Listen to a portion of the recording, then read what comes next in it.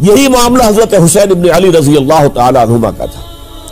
وہ بھی نہایت شجاع، نہایت جری، نہایت بہادر. انہوں نے بھی کہا کہ یہ غلط قیصر و کسریٰ کی روایت جو شروع ہو رہی ہے اسے ہم نے رجسٹ کرنا ہے اور اسے ہم آگے نہیں چلنے دیں گے. کوفہ چونکہ حضرت حسین کے پاس پیغام آ رہے تھے کوفے سے، چونکہ کوفے کو حضرت علی نے دارالخلافہ بنا لیا تھا اور وہاں سمجھا جاتا تھا کہ حضرت علی کے ہمدرد اور حضرت شیعان علی جنہیں ہم کہیں ان کے ساتھی ہم خیال یہ لوگ ہیں کثرت کے ساتھ.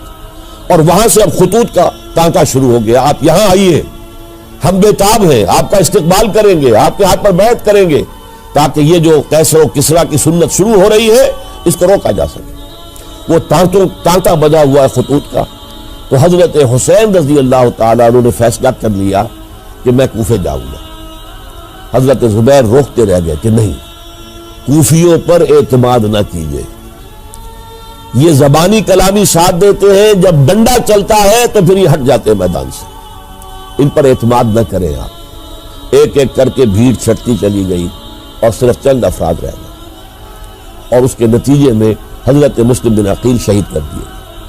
بلکہ ایک شخص خانی نے انہیں پناہ دی تھی کوفے میں، ان کو بھی قتل کر دیا گیا، شہید کر دیا گیا. اس پر یہ ہے کہ انہوں نے ایک شخص کے ذریعے سے پیغام دیا قتل کیے جانے سے پہلے کہ دیکھو میرا تو وقت آ گیا ہے، میں تو اب قتل ہو جاؤں گا، شہید کر دیا جاؤں گا، تو میرا پیغام حسین تک پہنچا دو رضی اللہ تعالیٰ عنہ کہ یہاں یہ بغاوت ہو گئی. لوگوں نے، کوفیوں نے، الکوفی لا یوفی، کوفی جو ہے وہ پورا نہیں کرتا اپنے عہد کو اور وفا کو. اس کا ایک ثبوت ہمیں مل گیا ہے، یہ سب کے سب منحرف ہو گئے بیعت سے. آپ جہاں تک آ گئے وہاں سے واپس چلے جائیے. اور حضرت حسین رضی اللہ تعالیٰ عنہ بامروت انسان، شریف النفس انسان، کیسے ممکن تھا غیرت مند غیور انسان وہ کیسے ان کی بات کو رد کر دیتا. لہذا اچھا چلو چلتے ہیں کوفے کی طرف. آگے بڑھتے چلے گئے، کربلا میں پہنچ گئے. جو کچھ وہاں ہوا پھر آپ کو معلوم ہے. یہ ہے 10 محرم الحرام سن 61 ہجری. کیا مطلب ہے؟ حضور کے انتقال کے ٹھیک 50 برس بعد سن 11 ہجری میں حضور کا انتقال اور سن 61 ہجری میں حضور کے نواسے اور جن کے بارے میں حضور نے فرمایا سیدہ شباب اہل الجنہ، حضرت حسین شہید کر دیے گئے. اور اس کے بعد اس لشکر نے خیموں کو آگ لگا دی. ما شاء اللہ کان وما لم یشاء لم یکن. جو اللہ نے چاہا وہ ہوا اور جو اللہ نے نہیں چاہا وہ نہیں ہوا. حضرت حسین کو وہ عظیم شہادت اللہ نے دینی تھی، وہ اونچا مقام عطا کرنا تھا. اور پھر ان کی عظیمت، ان کا صبر، ان کا ثبات، ان کا استقلال، معلوم ہوا کہ اللہ تعالیٰ نے انسانوں کے اندر کتنی کچھ طاقت رکھی ہوئی اور کتنی کچھ صلاحیت اللہ نے ودیت کی. وہ جس طرح ڈٹے رہے، کھڑے رہے. واقعہ یہ ہے کہ وہ بھی نوع انسانی کے لیے ہمیشہ کے لیے ایک سبق ہے، اور وہ سبق یہ ہے کہ آپ حق، جو بھی آپ حق سمجھے اس حق کے اوپر ڈٹ کر کھڑے ہو جائیں. فرش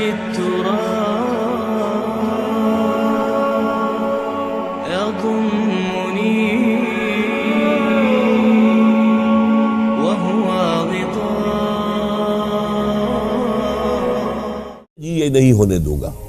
حضرت عبداللہ ابن زبیر کی یہ رائے ہوئی we have to challenge، ہم مقابلہ کریں گے، ہم اسے پیسیولی قبول نہیں کریں گے. انہوں نے بیعت سے انکار کیا اور مدینہ چھوڑ کر مکے جا کر حرم کے اندر پناہ گزین ہو گئے.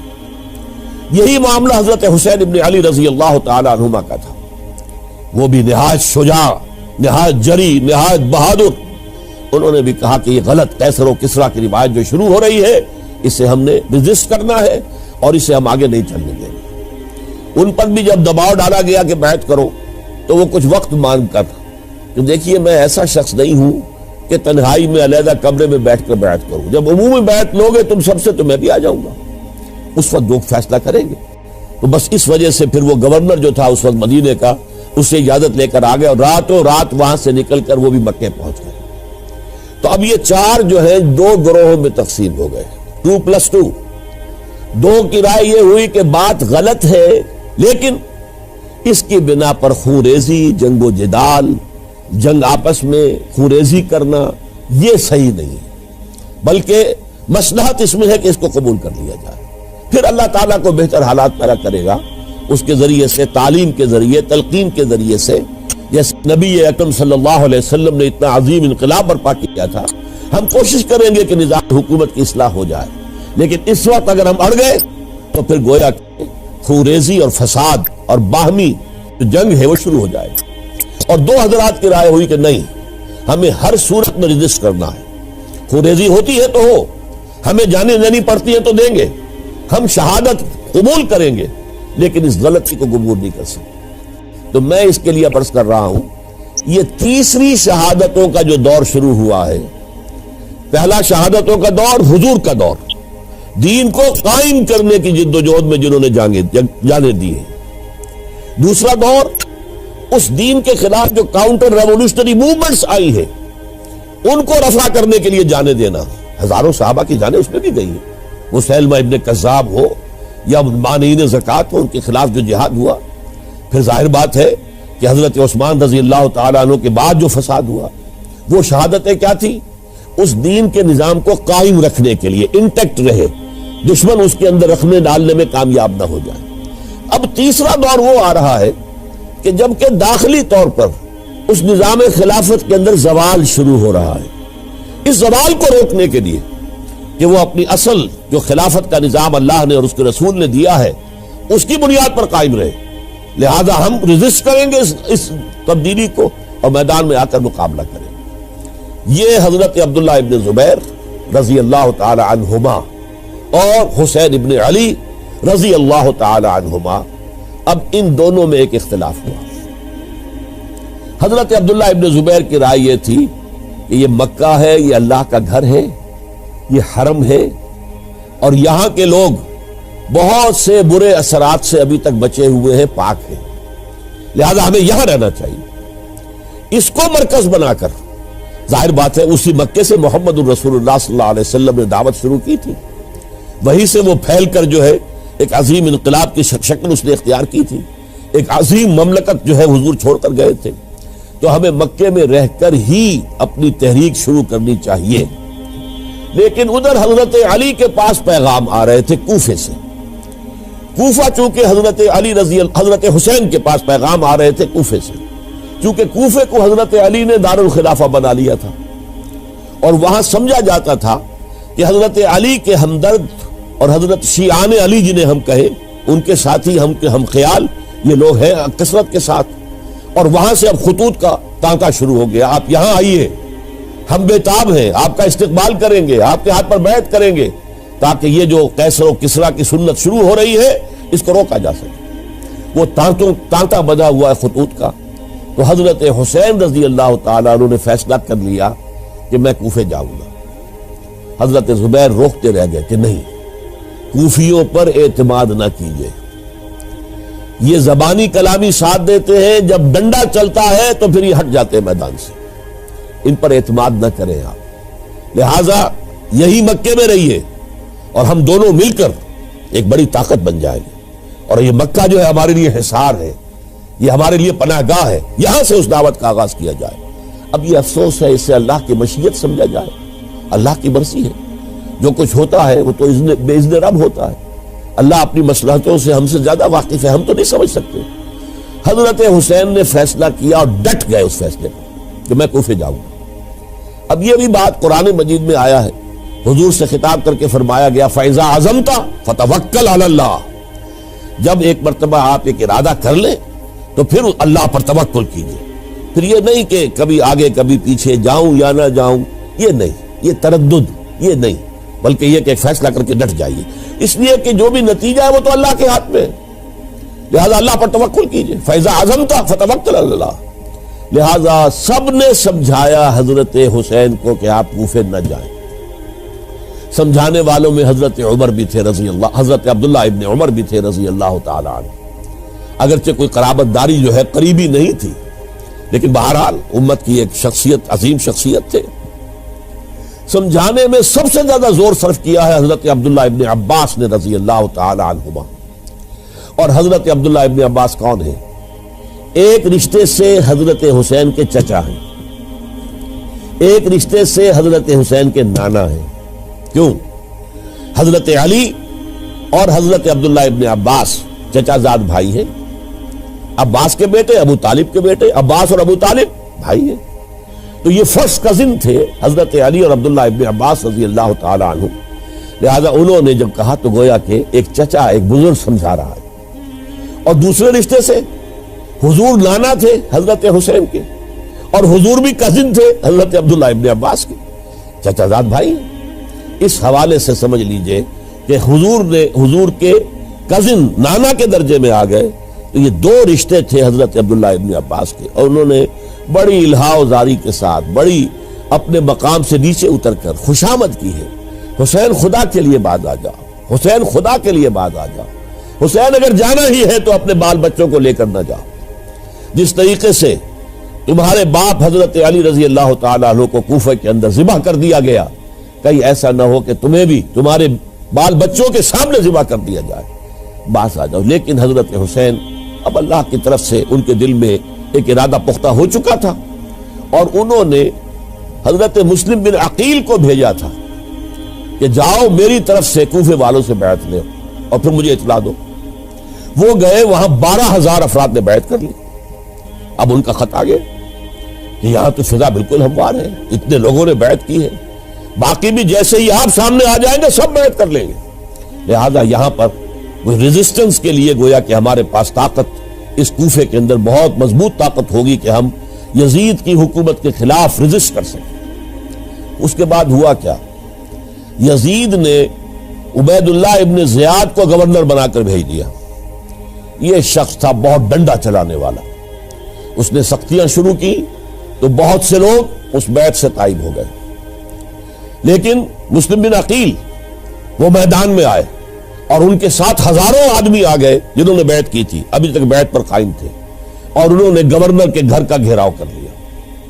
گورنر کے ساتھ 30-40 آدمی تھے کل، وہ چھتوں پر چڑھ گئے، وہاں سے پتھراؤ کیا، اور وہاں سے جو 30-40 آدمی کوفے کے تھے ان سے کہا تم اپنے اپنے لوگوں کو کہو کہ چلے جائیں واپس یہاں سے۔ انہوں نے اوپر سے کہنا شروع کیا، ڈرایا، بہت خوفناک نتیجہ نکلے گا، اب عبید اللہ ابن زیاد تم سب کو ہلاک کر دے گا۔ ایک ایک کر کے بھیڑ چھٹتی چلی گئی اور صرف چند افراد رہ گئے، اور اس کے نتیجے میں حضرت مسلم بن عقیل شہید کر دیے، بلکہ ایک شخص حامی نے انہیں پناہ دی تھی کوفے میں، ان کو بھی قتل کر دیا گیا، شہید کر دیا۔ اس پر یہ ہے کہ انہوں نے ایک شخص کے ذریعے سے پیغام دیا قتل کیے جانے سے پہلے کہ دیکھو میرا تو وقت آ گیا ہے، میں تو اب قتل ہو جاؤں گا، شہید کر دیا جاؤں گا، تو میرا پیغام حسین تک پہنچا دو رضی اللہ تعالی عنہ کہ یہاں یہ بغاوت ہو گئی۔ لوگوں نے، کوفیوں نے، الکوفی لا یوفی، کوفی جو ہے وہ پورا نہیں کرتا اپنے عہد کو اور وفا کو، اس کا ایک ثبوت ہمیں مل گیا ہے کہ سب کے سب منحرف ہو گئے بیعت سے، آپ جہاں تک آ گئے وہاں سے واپس چلے جائیے۔ جب حضرت حسین کے پاس یہ پیغام پہنچا اور انہوں نے ارادہ کیا کہ ٹھیک ہے یہ تو حالات بدل گئے، لہذا واپس چلنا چاہیے، شاید عبداللہ ابن زبیر کی رائے ہی صحیح ہے، ہمیں مکے ہی میں بیٹھ کر کام کرنا چاہیے، لیکن اب جو ہے عرب کا ایک خاص مزاج ہے۔ حضرت مسلم بن عقیل کے بیٹے آڑے آ گئے، اب ہم اپنے باپ کے خون کا قصاص لیے بغیر نہیں جائیں گے، اور حضرت حسین رضی اللہ تعالیٰ عنہ بامروت انسان، شریف النفس انسان، کیسے ممکن تھا غیرت مند غیور انسان وہ کیسے ان کی بات کو رد کر دیتا؟ لہذا اچھا چلو چلتے ہیں کوفے کی طرف۔ آگے بڑھتے چلے گئے، کربلا میں پہنچ گئے، جو کچھ وہاں ہوا ہے پھر آپ کو معلوم ہے۔ اس میں یہ بات ہے پہلے 1000 کا لشکر بھیجا تھا عبید اللہ ابن زیاد نے، اس پر حضرت حسین رضی اللہ تعالیٰ عنہ نے جو باتیں کہیں وہ کچھ اثر انداز ہو گئی۔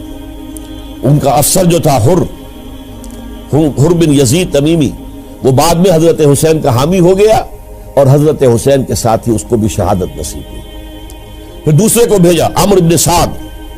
عمرو بن سعد بھی ایک بڑی عظیم شخصیت کا بیٹا تھا، حضرت سعد ابن ابی وقاص جو فاتح ایران تھے، اور جن کو غزوہ احد کے موقع پر حضور نے فرمایا تھا کہ اے سعد تیر چلاؤ، میرے ماں باپ تم پر قربان ہوں، جبکہ احد میں گھیراؤ کر لیا تھا حضور کا اور کفار قتل کرنے کے لیے ہجوم کر رہے تھے، اور کچھ حضرات تیر چلا چلا کے انہیں پھینک رہے تھے، دور جو ہے ہٹا رہے تھے، ان میں سے حضرت سعد بن ابی وقاص بھی تھے۔ پھر وہ فاتح ایران تھے، اسی لیے گورنر بن گئے تھے ایران کے۔ سعد جو ہے ان کا بیٹے، یہ عمر جو ہے، یہ اب ایک بڑے صوبے کا گورنر بھی تھا، اس وقت 4000 آدمی دے کر بھیجا، وہ بھی نرمی کرتا رہا، اس نے کوئی تشدد نہیں کیا، اس کے اندر بہرحال اپنے عظیم باپ کے خون کا کچھ اثر تھا۔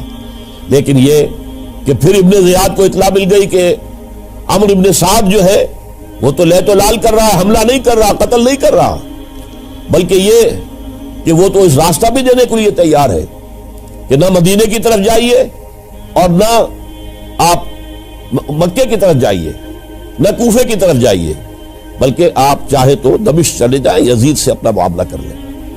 اس پر ابن زیاد نے پھر وہاں سے خط لکھا ہے، میں نے تمہیں اس کام کے لیے بھیجا تھا، میں نے تمہیں حکم دیا تھا حسین سے میری بیعت لو، یعنی میری بیعت کے ذریعے یزید کی بیعت لو اور اسے پکڑ کر لا کر میرے سامنے پیش کرو۔ لہذا پھر اس نے ایک بہت خوخار شخص کو زیادہ فوج دے کر بھیجا ہے، اور وہ جو ہے اس نے آ کر جو ہے شمر نے پھر اس نے فیصلہ کن معاملہ کیا۔ حضرت حسین رضی اللہ تعالیٰ عنہ نے ان دنوں میں جو وہاں گزرے ہیں، جتنے بھی کوفی آئے ہوئے تھے نا، اکثر و بیشتر تو کوفے کے لوگ تھے، ان سے کہا کہ میں خود نہیں آیا، تم نے مجھے بلایا تھا، اے فلاں ابن فلاں، کیا تم نے مجھے خط نہیں لکھا تھا کہ آؤ؟ اے فلاں ابن فلاں، کیا تم نے مجھے پیغام نہیں بھیجا تھا کہ یہاں تشریف لائیے؟ اور دیکھو میرے پاس تمہارے خطوط موجود ہیں۔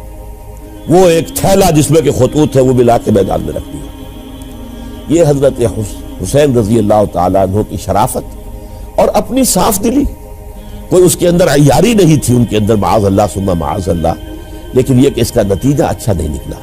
نتیجہ کیا نکلا؟ اب انہیں پتا چل گیا کوفیوں کو، اگر اب حسین زندہ دمشق پہنچ گئے یزید کے پاس تو یہ ہم سب کا بھاڑا پھوڑ دیں گے، ہماری شامت آ جائے گی، لہذا اب تو کسی صورت انہیں زندہ نہیں رہنے دیں۔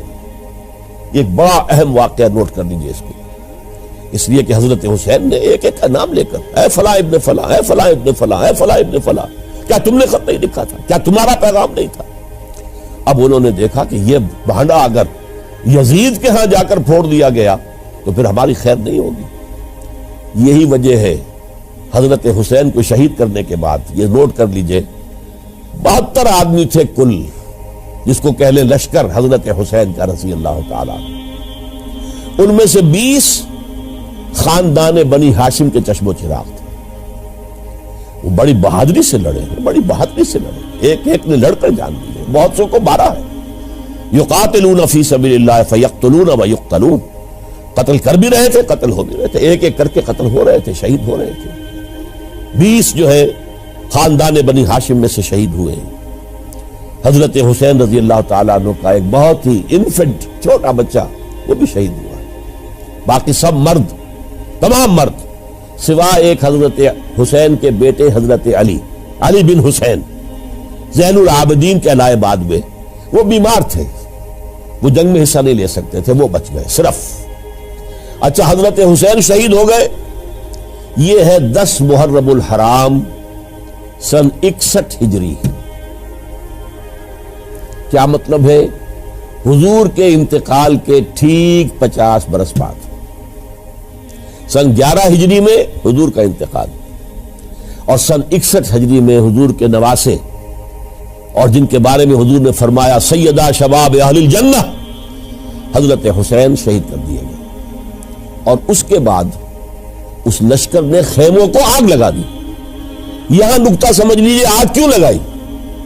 انہیں معلوم تھا ہمارے خلاف ڈاکومنٹری پروف موجود ہے وہاں پر، وہ ہمارے خطوط کے تھیلے وہاں موجود ہیں، اگر وہ باقی رہ گئے تو ہماری شامت آ جائے گی، ہمیں کون بچائے گا؟ ورنہ ظاہر بات ہے کہ اگر تو وہ دشمنی کے انداز میں بات ہوتی تو خواتین کی بھی بے حرمتی کی گئی ہوتی، لیکن نہیں، کسی نے، ظاہر بات ہے کہ خانوادہ نبوت کی کسی خاتون کی بے حرمتی نہیں کی، قطعاً نہیں کی، قطعاً نہیں کی، قطعاً نہیں کی، لیکن خیمے جلانا ان کی ضرورت تھی تاکہ وہ ریکارڈ جو ہے ان کا وہ تلف ہو جائے، سارے خطوط جو ہیں وہ جل جائیں تاکہ ان کے خلاف ثبوت باقی نہ رہے۔ یہ عظیم سانحہ کربلا ہے۔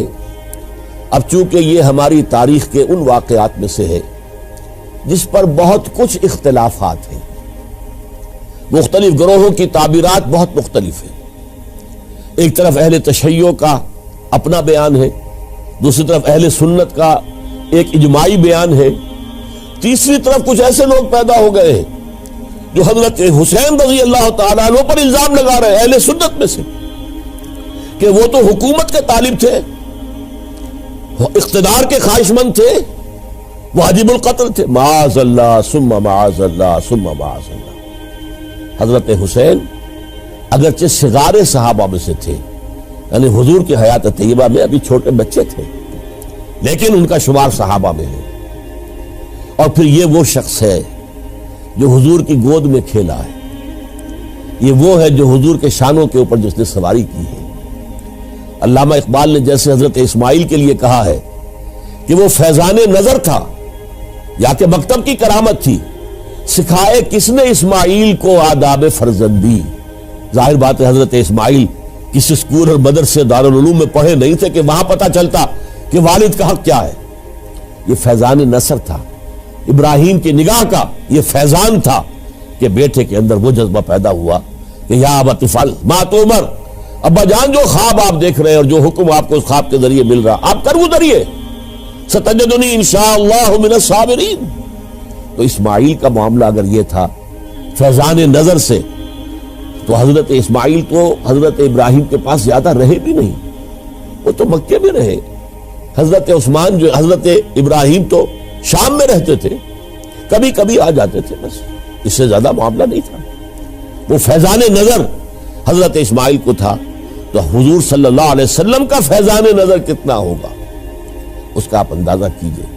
یہ کوئی جنگ اقتدار نہیں تھی، معاذ اللہ ثم معاذ اللہ ثم معاذ اللہ، بلکہ انہوں نے اپنا ایک فرض منصبی سمجھا ہے کہ میرے نانا کا لایا ہوا نظام اور اس کے اصول اب ٹوٹ رہے ہیں۔ جیسے حضرت ابوبکر کا قول میں نے آج بھی آپ کو سنایا، ایبدل الدین وانا حی، کیا دین میں ترمیم اور تنسیخ کی جائے گی، دین کی باتوں کو بدل دیا جائے گا جبکہ میں ابھی زندہ ہوں۔ اسی طریقے سے گویا کہ زبان حال سے حضرت حسین اور عبداللہ ابن زبیر رضی اللہ تعالی عنہما عنہم ان دونوں نے یہ فیصلہ کیا کہ ہم روکیں گے اس کو۔ آپ اختلاف کر سکتے ہیں کہ حضرت حسین کی رائے صحیح تھی یا حضرت عبداللہ ابن عباس کی رائے صحیح تھی، یہ کہہ سکتے ہیں آپ، لیکن کسی کی نیت پر حملہ نہیں کر سکتے۔ اسی طریقے سے بعض لوگ جو ہے حضرت عبداللہ ابن عباس، عبداللہ ابن عمر، ان کی نیتوں پر حملہ کرتے ہیں۔ ان کو تو یزید نے دولت سے خرید لیا تھا، معاذ اللہ ثم معاذ اللہ ثم معاذ اللہ۔ یہ دونوں جلیل القدر صحابہ ہیں، یہ تو صغار صحابہ میں سے نہیں ہیں، یہ جوان تھے پورے حضور کے زمانے میں، جنگوں میں حصہ لیا ہے۔ حضرت عبداللہ ابن عمر نے، عبداللہ ابن عباس نے رضی اللہ تعالیٰ عنہما، انہیں کوئی رقم نہیں خرید سکتی تھی، کوئی دولت نہیں خرید سکتی تھی۔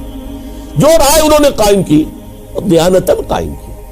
اور ہمارے ہاں اصول یہ ہے کہ جب کوئی نئی صورتحال پیدا ہو جائے اور اجتہاد کی ضرورت پیش آ جائے اور پوری کوشش کر کے مجتہد اجتہاد کر رہا ہے، تو اگر اسے غلطی بھی ہو جائے، مجتہد مختی خطا کار، اس کو بھی اکیرا ثواب ملتا ہے، اور مجتہد مصیب وہ مجتہد کے جس کی رائے صحیح، جس کا فیصلہ صحیح، اسے دوہرا ثواب ملتا ہے۔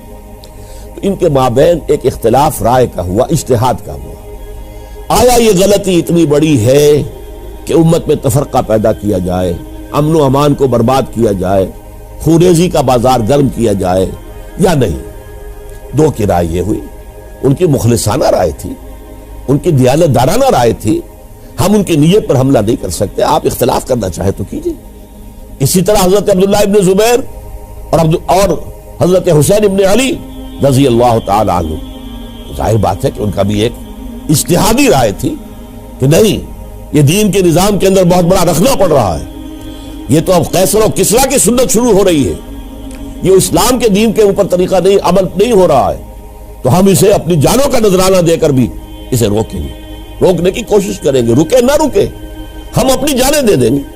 یہ بھی دیانت دارانہ رائے تھی، مخلصانہ رائے تھی، ان کی نیت پر کوئی حملہ کم سے کم اہل سنت والجماعت میں سے کسی شخص کو حق نہیں ہے۔ اس لیے کہ اہل سنت والجماعت کا کہنا یہ ہے الصحابۃ کلہم عدول، صحابہ جتنے بھی ہیں وہ سب کے سب عدول ہیں، ان میں بدنیتی نہیں آ سکتی، خطا ہو سکتی ہے۔ اہل سنت کے نزدیک معصومیت خاصہ نبوت ہے، نبوت ختم ہو گئی محمد الرسول اللہ صلی اللہ علیہ وسلم پر، آپ کے بعد معصوم کوئی نہیں، ابو بکر بھی معصوم نہیں، عمر بھی معصوم نہیں، عثمان بھی معصوم نہیں، علی بھی معصوم نہیں رضی اللہ تعالیٰ عنہ اجمعین۔ تو معصوم کون ہوگا؟ عبداللہ ابن عباس بھی معصوم نہیں، عبداللہ ابن زبیر بھی جو ہے معصوم نہیں، حسین ابن علی بھی معصوم نہیں، اسی طریقے سے عبداللہ ابن عمر، عبداللہ ابن زبیر کوئی معصوم نہیں۔ انہوں نے اپنی رائے قائم کی ہے، اس پر عمل کیا ہے دیانت دارانہ سنسیریٹی کے ساتھ، اور ان کے لیے اللہ تعالیٰ کے ہاں ہر طرح کا اجر و ثواب ہے سب کے لیے۔ حضرت عبداللہ ابن زبیر کی رائے اس اعتبار سے بہتر ثابت ہوئی، انہوں نے مکے میں پھر حکومت قائم کی، 9 برس تک ان کی حکومت قائم رہی، بنو امیہ ختم نہیں کر سکے اسے۔ سن 73 میں جا کر ان کی شہادت ہوئی ہے، اور ایک مرحلہ تو وہ بھی آیا تھا کہ شام اور مصر کی دونوں صوبے جو ہیں وہ بھی ان کے تحت آ گئے تھے۔ تو واقعہ یہ ہے کہ اگرچہ حضور نے ہمیں منع کیا ہے کہ کبھی یہ نہ کہا کرو کہ ایسا ہوتا تو ایسا ہو جاتا، نہیں، جو ہوا اللہ کی مرضی سے ہوا، اللہ کے اذن سے ہوا۔ حدیث کے الفاظ ہیں ان کلمۃ لو تفتح عمل الشیطان، یہ جو لو کاش یہ ہو جاتا، کاش یوں ہو جاتا تو بڑے اچھے نتیجے نکلتے، یہاں سے شیطان کا عمل شروع ہو جاتا ہے۔ ورنہ واقعہ یہ ہے کہ دل سے یہ بات نکلتی ہے، اگر حضرت حسین اور عبداللہ ابن زبیر یکجا ہو جاتے اور مکے کو اپنا مرکز بنا کر جو عظیم مقصد انہوں نے اپنے سامنے رکھا تھا کہ یہ جو روایت غلط آ رہی ہے اسلام کے دینی سیاسی نظام کے اندر، اس کو ہم روکیں گے، تو اللہ تعالیٰ انہیں کامیابی عطا فرما دیتا۔ لیکن یہ پھر ہم کہیں گے ما شاء اللہ کان وما لم یشاء لم یکن، جو اللہ نے چاہا وہ ہوا، اور جو اللہ نے نہیں چاہا وہ نہیں ہوا۔ حضرت حسین کو وہ عظیم شہادت اللہ نے دینی تھی، وہ اونچا مقام عطا کرنا تھا، اور پھر ان کی عظیمت، ان کا صبر، ان کا ثبات، ان کا استقلال، معلوم ہوا کہ اللہ تعالیٰ نے انسانوں کے اندر کتنی کچھ طاقت رکھی ہوئی اور کتنی کچھ صلاحیتیں اللہ نے ودیعت کی، وہ جس طرح ڈٹے رہے، کھڑے رہے۔ واقعہ یہ ہے کہ وہ بھی نوع انسانی کے لیے ہمیشہ کے لیے ایک سبق ہے، اور وہ سبق یہ ہے کہ آپ حق، جو بھی آپ حق سمجھیں اس حق کے اوپر ڈٹ کر کھڑے ہو جائیں، اور اس میں پرواہ نہ کیجئے کہ آپ کی نفری کم ہے یا آپ کے ساتھ تعداد زیادہ، کوئی خیال نہ کیجئے، اس کے فکر نہ کیجئے کہ حالات ادھر ہیں یا ادھر ہیں، حالات سازگار آپ کے دشمن کے ساتھ ہیں یا آپ کے ساتھ ہے، کوئی فکر نہ کیجئے۔ حق حق ہے، اس کا ساتھ دینا لازم ہے، اس کے لیے جان دے دینا یہ سب سے بڑی کامیابی ہے۔